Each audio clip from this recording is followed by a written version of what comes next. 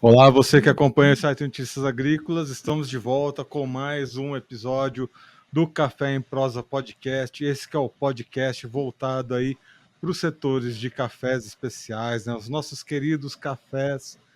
Enfim, falamos aqui de muitas histórias ao longo de 2 anos de existência aqui do podcast.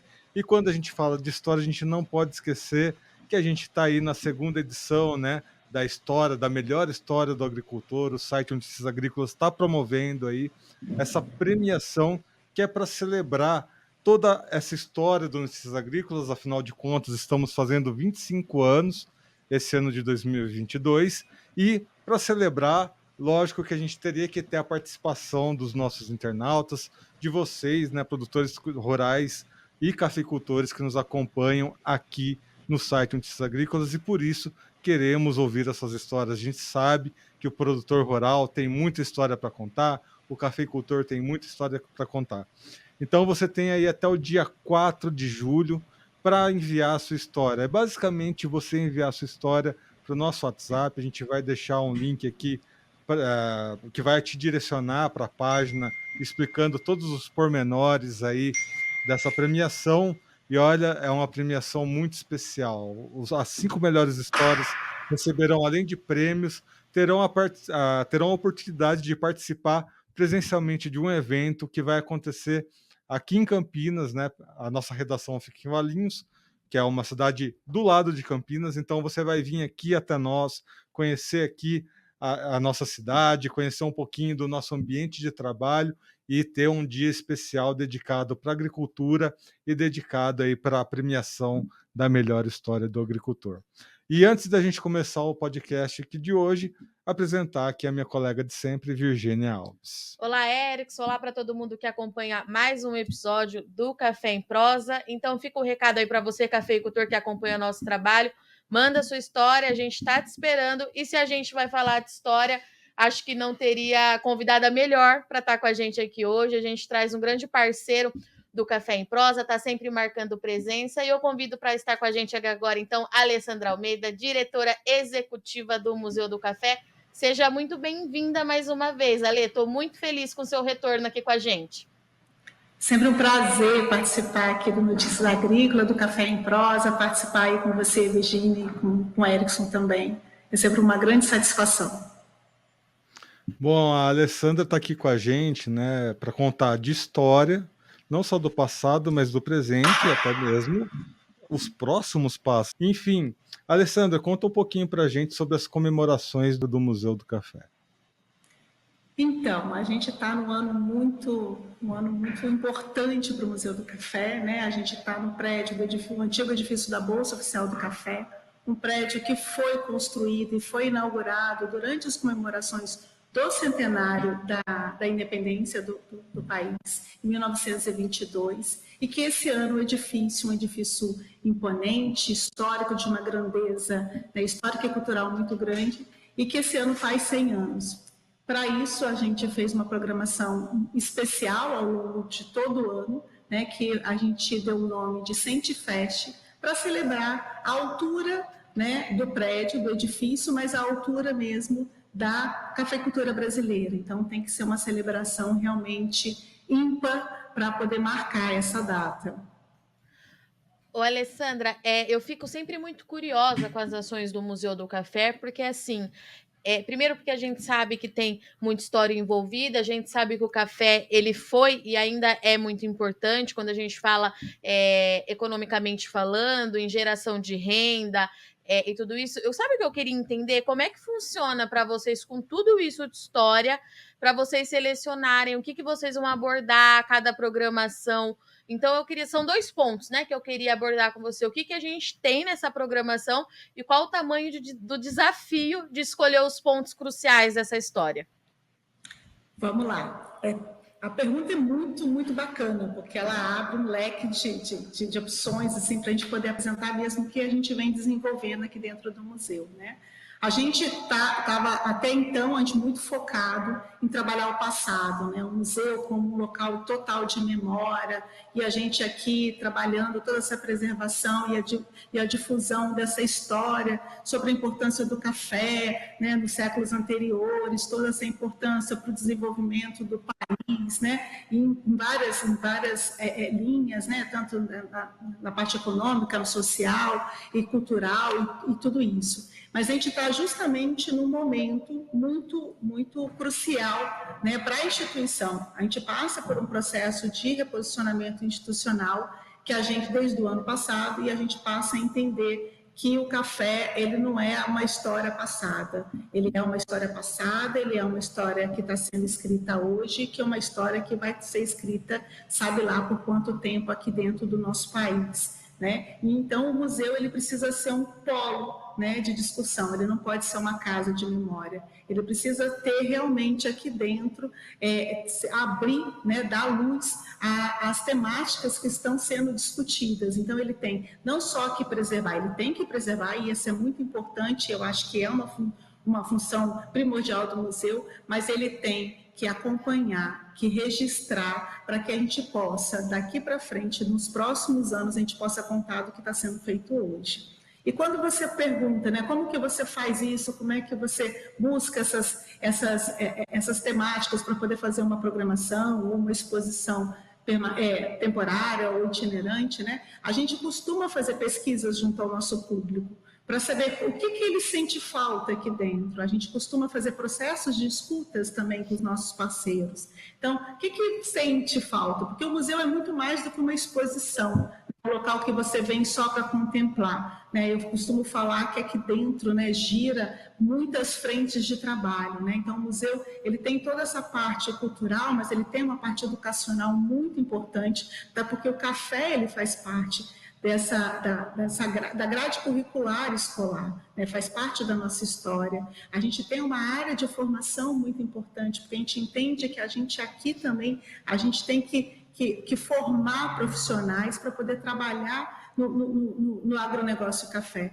Então, quer dizer, a gente consegue, a partir desse processo de escuta, a partir dessas pesquisas feitas junto ao público, levantar temas que às vezes são transversais, às vezes nem sempre, para que a gente possa se debruçar e fazer projetos voltados a isso. E um desses temas foi há 3 anos atrás, quando a gente começou a ver que o público tinha sede por saber do feminino, como é que eram as mulheres do café, né? Que foi o resultado que chegou como resultado disso a exposição Feminino no Café, 1830-1930.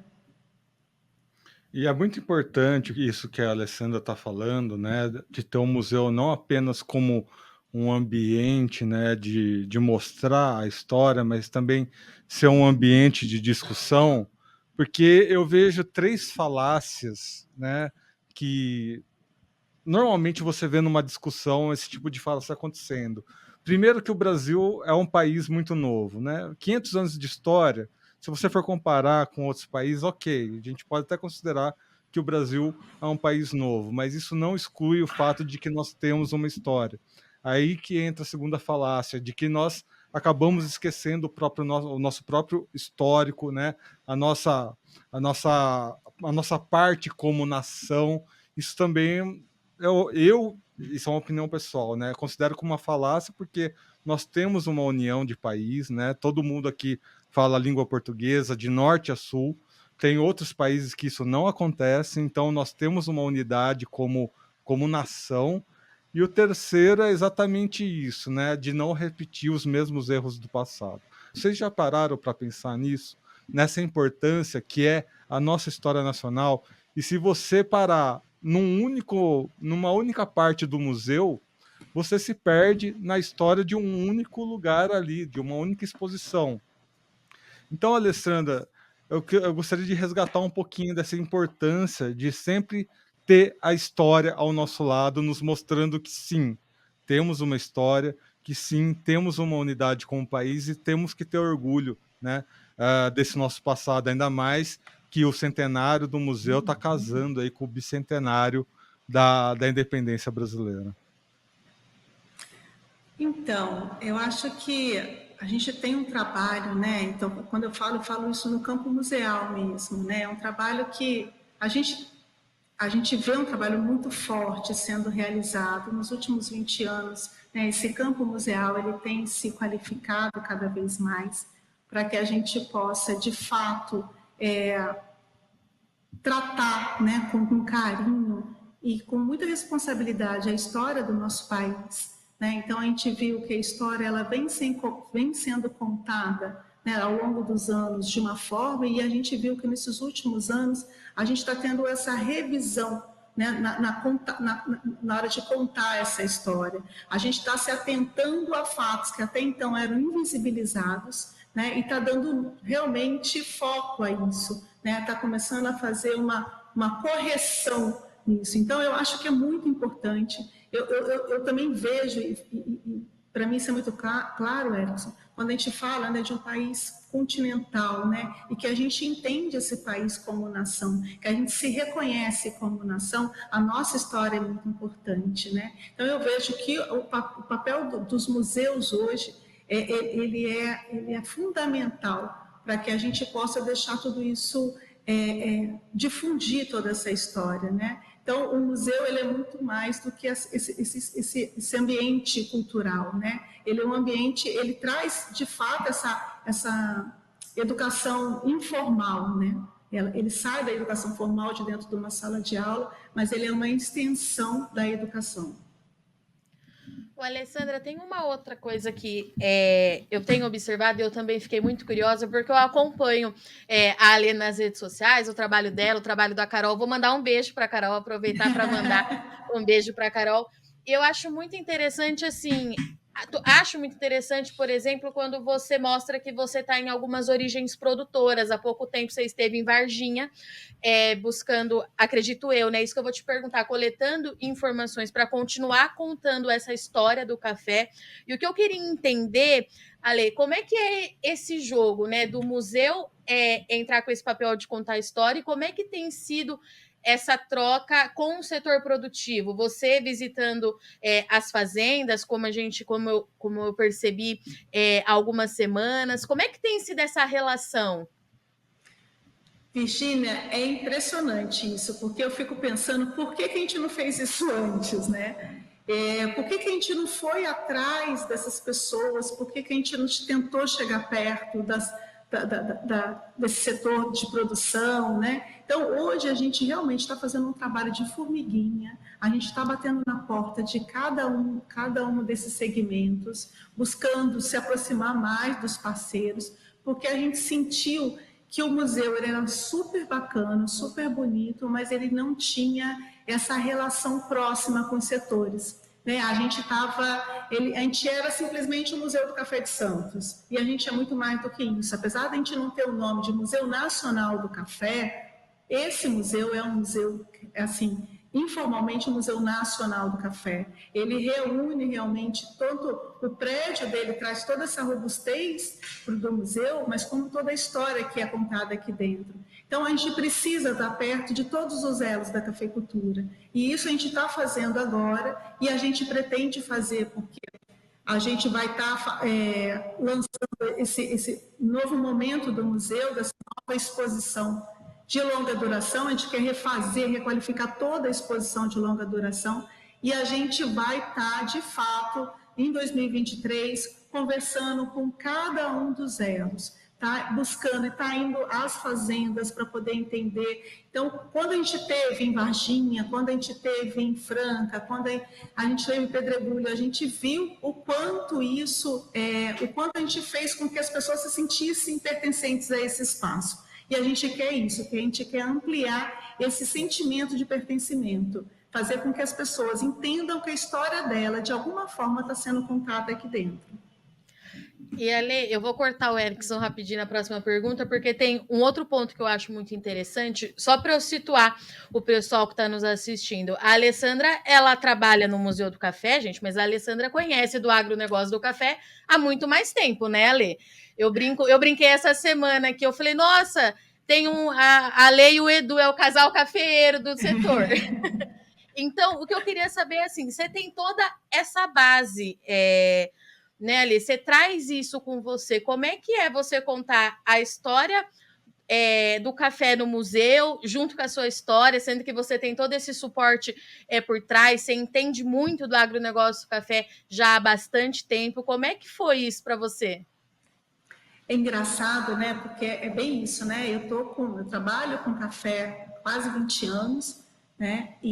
Mas eu só senti realmente de fato que eu fazia parte dessa história que eu estava trabalhando aqui dentro do museu, quando a gente falou dos mulheres no café. Quando a gente começou a trabalhar esse tema, eu comecei a realmente entender que eu fazia parte dessa história. Né? O quanto eu já tinha construído dessa minha carreira profissional no café, o quanto que eu tinha construído e o quanto eu tinha crescido enquanto mulher dentro desse espaço. Então foi quando virou a chavinha mesmo e eu pude entender a minha importância como profissional dentro desse espaço e a minha responsabilidade como diretora de um museu para poder divulgar justamente essa história.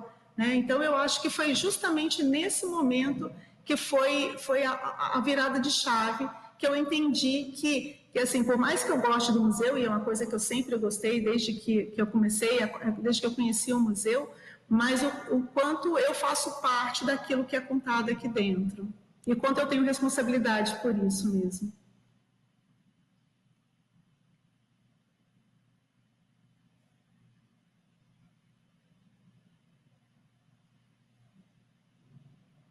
Um pouco, é importante quando a gente fala de história, né? A história, ela é um fator de liberdade, né? Ela acaba libertando as pessoas, né? Até mesmo, né, a independência, antes da independência, a gente devia prestar contas para Portugal, por exemplo, né? O Brasil, cada passo que ele dava, tinha que prestar contas para Portugal. Aí, de repente, nós temos a independência, começamos a caminhar sozinhos como país, e nisso, né, acabou alavancando a nossa cafeicultura, foi muito importante. Eu aprendi isso aí no Museu do Café, aliás, né? Essa importância da liberdade, né, da independência da cafeicultura do nosso país para que a gente pudesse crescer na nossa produção rural. E aí, né, conforme a história foi evoluindo, a independência da mulher, né, já que a gente está nesse tema, né, porque até pouco tempo atrás, as mulheres não podiam nem votar aqui no nosso país e de repente temos aí mulheres independentes, fortes à frente da cafeicultura. E pouco a pouco vamos tendo aí, temos o Museu do Café como um símbolo de liberdade econômica, afinal a Bolsa, né, funcionava dentro aí do Museu do Café, ou seja, os cafeicultores tendo liberdade de negociar as suas produções. Olha só como é importante, né, essa história de 100 anos contando tantos pontos de liberdade. Aonde que você acha que essa história chegou até esse momento e aonde a gente vai chegar daqui para frente com relação a essa liberdade através da história?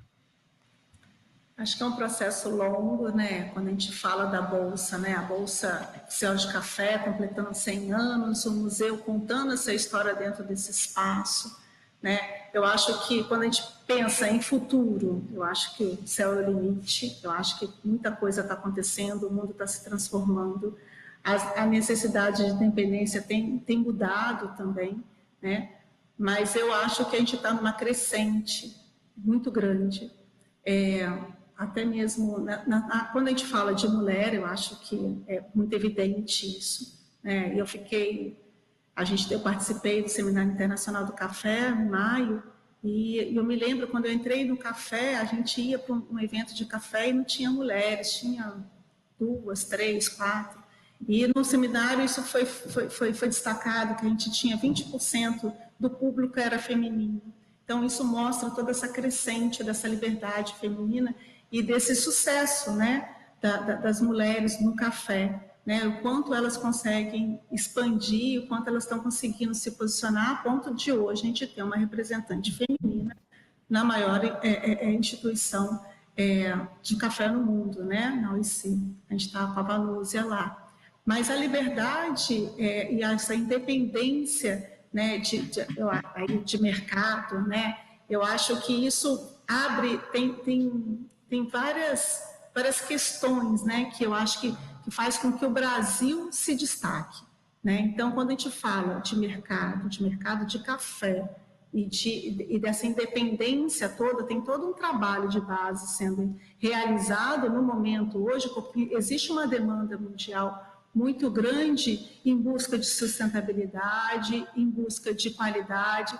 Então, tudo isso ele é muito embasado para que a gente possa, de fato, conseguir essa independência, né, de conseguir transitar muito bem mundialmente, né, fazer com que a nossa cafeicultura, os cafés do Brasil, consigam transitar e consigam ter esse local essa posição de excelência.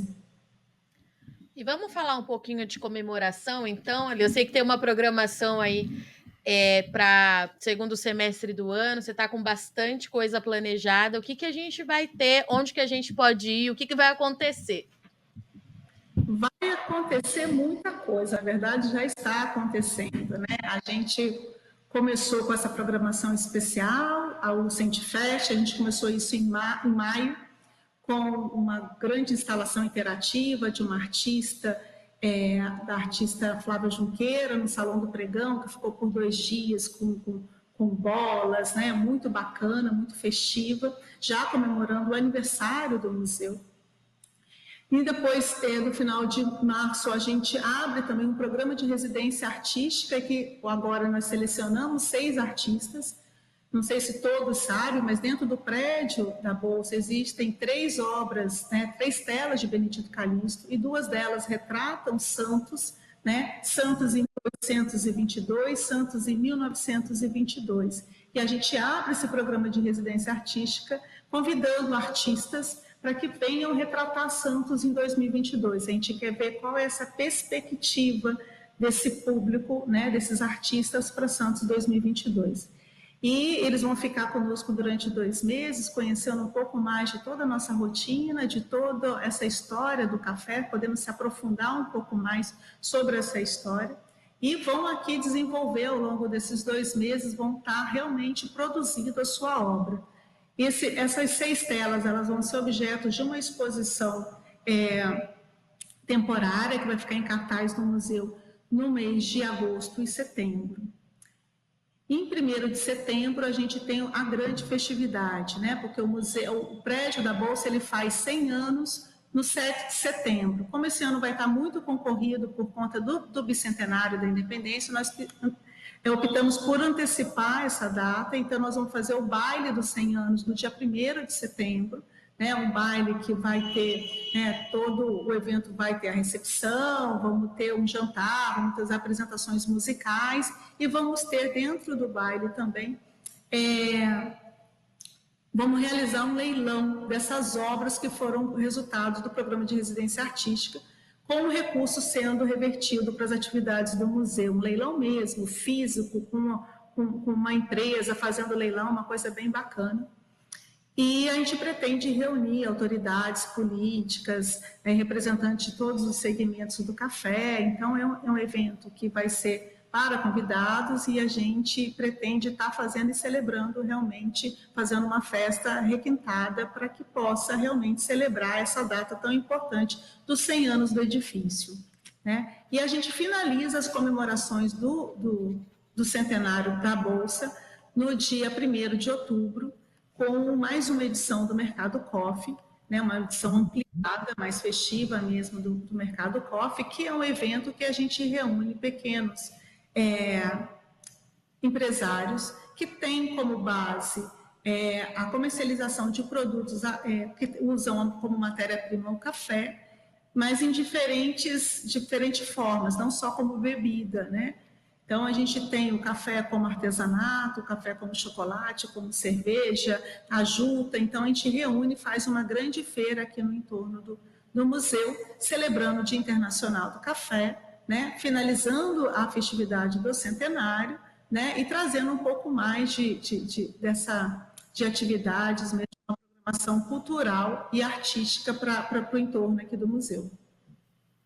Muito bem, você que acompanha aí o podcast já sabe, né? Pega a agendinha, anota essas datas aí e vai lá visitar, ter a sua experiência lá no Museu do Café, que é muito interessante. Vão ser excelentes momentos para você conhecer a história do café e para conhecer aí um pouco mais sobre a história do Brasil. Alessandra, muito obrigado por estar aqui conosco mais uma vez, né? Ter o nosso querido Museu do Café sempre aqui conosco é sempre muito gratificante. Seja sempre bem-vinda aqui ao nosso podcast. Obrigado, Erickson. Foi sempre um prazer participar mesmo. Pode me chamar que eu estou sempre vou participar com muito gosto. Ale, obrigada pela sua participação. Eu gosto do Café em Prosa, eu sempre falo isso, né? Porque a gente consegue ter uma prosa mais próxima assim dos nossos convidados. E eu sou fãzaça do seu trabalho, você sabe disso, muito fã do museu. E quando você fala dessa questão das mulheres na cafeicultura, eu estou começando agora, ainda sou um bebê, e eu sinto muito feliz quando eu vejo que você está lá para abrir esse caminho para a gente. Parabéns pelo trabalho, a gente continua se falando. E tendo qualquer novidade, você sabe que você pode contar comigo, com Notícias Agrícolas, com o Erickson. Conte sempre com a gente para tudo. Eu que agradeço, Virgínia. Muito obrigada, tá? Bom, toda a história é feita de uma pavimentação das pessoas que vieram antes de nós, né, Virgínia? É isso mesmo. Muito bem, amigos. Lembrando, então, que estamos em todas as redes sociais, né? Sigam a gente no Instagram, no Twitter, no Facebook. E você que assistiu esse podcast pelo YouTube, lembra de se inscrever no canal, ativar o sininho e deixar o joinha para que cada vez mais pessoas conheçam o podcast e conheçam os boletins que nós fazemos aqui no nosso canal oficial de Notícias Agrícolas. Um último adeus aqui, Virgínia Alves. Até a próxima. Obrigada, Erickson. Obrigada para todo mundo que acompanha o Café em Prosa. E agora a gente volta lá para a nossa redação, que o bicho está pegando de novo para o mercado de café. E a gente continua atrás aí das informações para ajudar o produtor na melhor tomada de decisão. Até semana que vem, pessoal!